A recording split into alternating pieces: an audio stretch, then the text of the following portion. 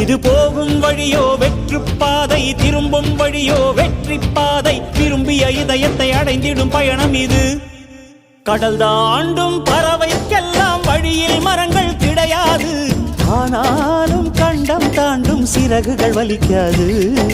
மலையேறும் எறும்பின் கால்கள் வெயிலை மிதித்து உடையாது. மனதோடு காதல் வந்தால் மனிதா தடையேது.